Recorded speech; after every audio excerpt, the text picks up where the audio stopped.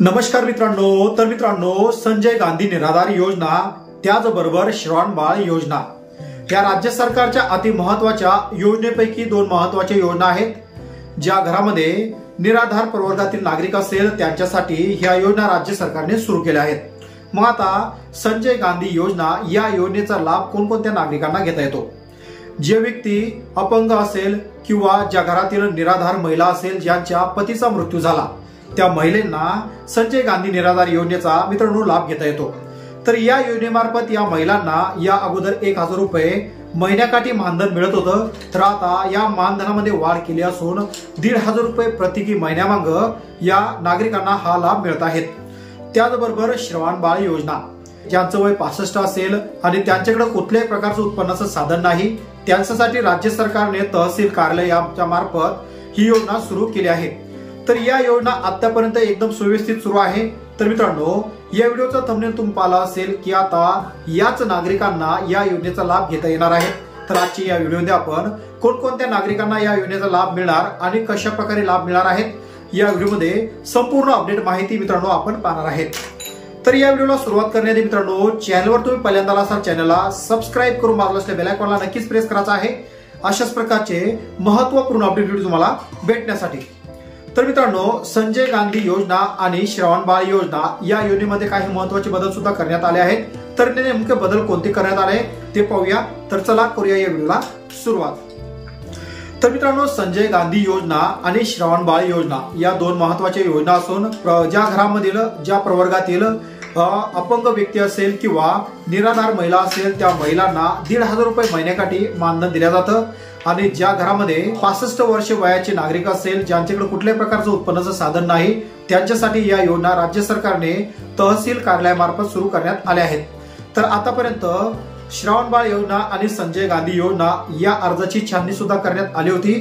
जे डुप्लिकेट त्या ठिकाणी अर्ज पात्रधारक लाभार्थी होते त्यांचे अर्ज बाद करण्यात आले असून आता जवळपास 1 ते 2 महिन्यापासून बऱ्याच नागरिकांना या योजनेचा लाभ मिळाला नाही। त्याचबरोबर बऱ्याच नागरिकांच्या खात्याला आधार लिंक नसल्यामुळे त्यांचे अर्ज त्या ठिकाणी मित्रांनो पेंडिंग पडून आहेत किंवा त्यांना कुठल्याच प्रकारचा त्या ठिकाणी लाभ मिळत नाही।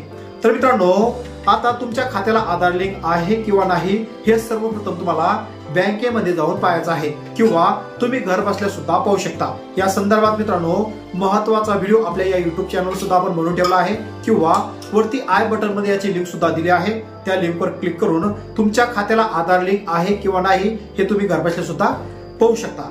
तर आतापर्यंत ज्या नागरिकांना संजय गांधी श्रावणबाळ यांचे पैसे व्यवस्थित मिळाले आहेत किंवा तुमच्या घरामध्ये अशी कोणी व्यक्ती आहे का की ज्यांना आतापर्यंत ही रक्कम मिळाली परंतु आता त्यांना बरेच दिवसापासून ही रक्कम मिळाली नाही किंवा ही रक्कम का मिळाली नाही यांचा तुम्ही आढावा कधी घेतला का? तर मित्रांनो, हा आढावा तुम्ही घ्यायचा आहे, कारण की बऱ्याच नागरिकांच्या खात्याला आधार लिंक नसल्यामुळं या अगोदर डायरेक्ट रक्कम ही त्यांच्या खात्यामध्ये जमा करण्यात येत होती, परंतु शासनाने काही महत्त्वाचे बदल केले असून तुमच्या खात्याला जर आधार लिंक असेल त्याच नागरिकांना ही रक्कम आता मिळणार आहे।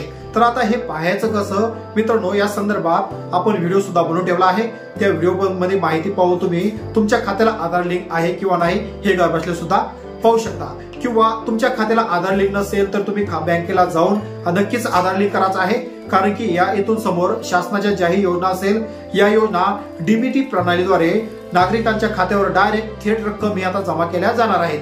किंवा तुमच्या खात्याला आधार लिंक आहे परंतु तुम्हाला आतापर्यंत रक्कम मिळाली नाही, तर मग आता तुमच्या नजीकच्या संबंधित तहसील कार्यालयामध्ये तुम्हाला तुमची नोटीस मिळाली आहे, ती नोटीस तुमचा आधार कार्ड पासबुक ही 3 कागदपत्र घेऊन तुम्हाला तहसील कार्यालयामध्ये निराधार प्रवर्गातील जे अधिकारी असतील त्या अधिकाऱ्यांकडे ही संपूर्ण कागदपत्र मित्रांनो त्या ठिकाणी द्यायचे आहे आणि तुम्हाला आतापर्यंत ही रक्कम का मिळाली नाही याची विचारपूस सुद्धा तुम्ही करू शकता। तर मित्रांनो, सर्वात महत्त्वाचा पुढाकार हा महाराष्ट्रातील बुलढाणा जिल्ह्यातील जे तहसील कार्यालयातील जे त्या ठिकाणी अधिकारी आहे अधिकारी यांनी त्या ठिकाणी घेतला आहे आणि सर्वप्रथम बुलढाणा तालुक्यातील जे अधिकारी आहे या अधिकाऱ्यांनी त्या ठिकाणी महत्त्वाचा हा बदल केला आहे आणि वेळोवेळी नागरिकांना मदत पुरवण्याचं काम त्या ठिकाणी केलं आहे।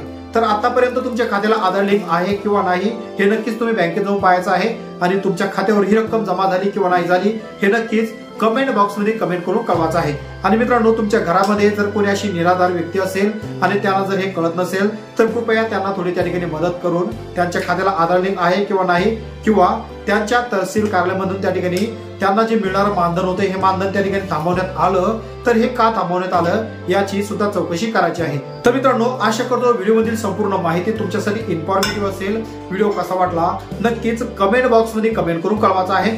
चॅनलवर पहिल्यांदा आला असाल चॅनलला सबस्क्राईब करून बाजूला असलेल्या बेल आयकॉनला नक्कीच प्रेस करायचं आहे अशाच प्रकारचे महत्त्वपूर्ण अपडेट तुम्हाला भेटण्यासाठी।